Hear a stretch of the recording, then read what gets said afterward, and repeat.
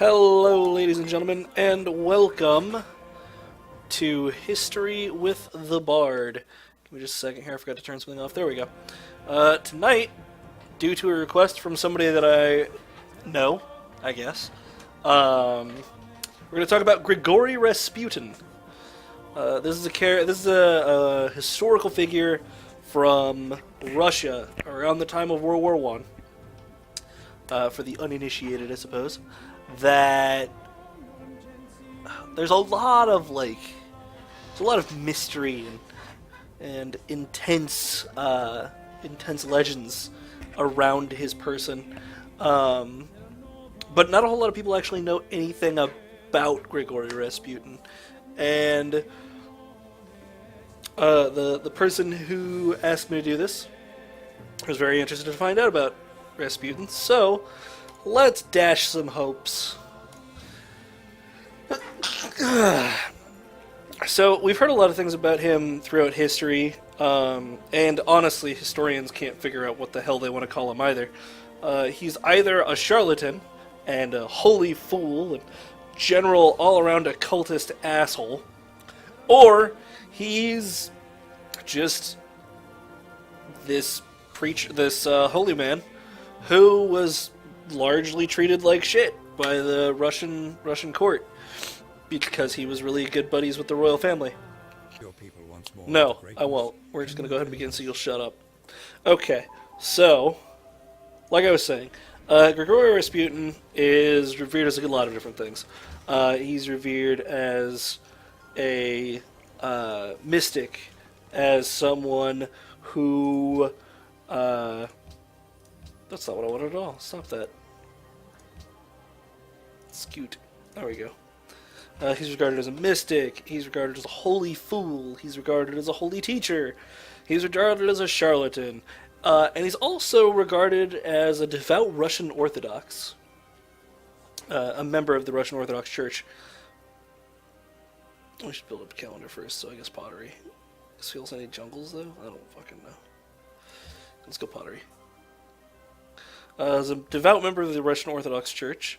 And if you go to Wikipedia and the various sources that they use, they like to think of him as this misunderstood religious holy man. But if you go to Russia, or if you go to, not Russia, but if you go to other,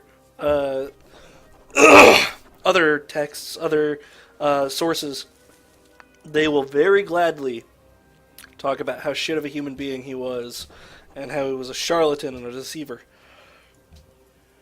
But everybody's got to start somewhere, right? So, let's start... Christ, why am I so fucking gassy? Let's start with his early life. So, he was born in a small Russian town that was very illiterate. There was no school or anything of the sort for a huge distance around Rasputin's hometown. So he didn't get a very big education, or a very good education to begin with. However, he was the fifth of 9 children, of which all but 2 died. So he comes from a bigger family, but they all died, so who cares?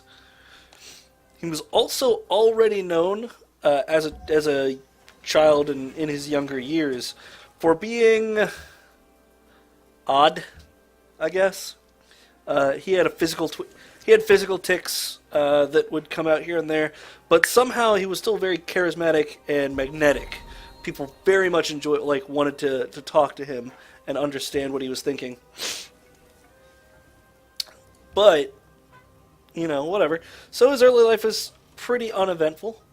He gets married. He has a bunch of kids, 3 of which survive. 3 of his children, the ones who didn't survive, died early on. And after these deaths that really, shook Rasputin to his core, he goes on a religious pilgrimage. So he goes on a trip to a monastery, and after an interaction with the starets, a religious hermit, basically, named Makary, he becomes a religious zealot. He gets super involved in religion, which, more power to him, right? Whatever. after he becomes enthralled by religion, he goes on a pilgrimage and spends his time going to different monasteries, going to different churches, and having discussions with the discussions with the clergyman there, all of which are very excited to have him to come talk to, because he's got a very interesting way of communicating with people. He's got a very interesting way of interpreting scripture as it's been told to him, and everybody's very excited to talk to him about theology. And it was through these theological talks and through other random social encounters that slowly escalated that Rasputin first comes into contact with the Russian royal family. Go with this. Oh wait, will we? No, let's go with this one first, and then we'll work on everything else later. The Tsar and the Tsarina have a child, Alexei, who has a hard time with his hemophilia. Hemophilia was very common among European royal families due to all the inbreeding and whatnot, and he had, under some circumstances, become injured and started bleeding and wouldn't slow down because, hemophilia. So, lots of physicians were pulled in on this to figure out what was going on, to find out why it wouldn't stop, why he was having so many problems. Nobody could figure it out. They would try everything from... Let's get a shrine going because I want religion. They would try everything from, and anything that they could think of at the time to treat this kind of problem. They would look into. Someone has already found these guys, and nothing was working. So there they are. Do we have anything we trade with these guys? But anyway, so.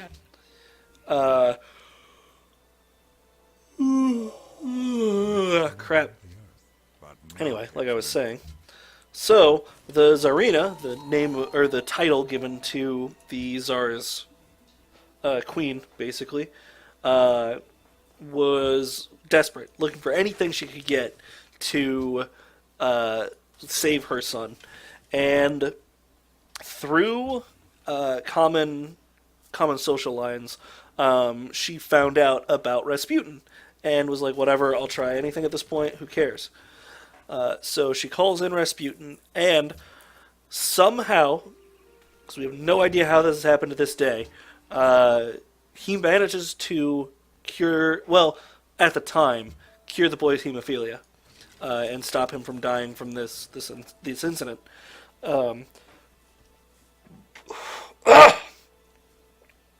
As I said, the methods for this healing were unknown to this day. Some people thought that he was just actually that devout and that religious that he could do these things. Other people thought that maybe it was magnetism. Some people thought that perhaps it had something to do with aspirin, which was being used to cure literally everything at the time.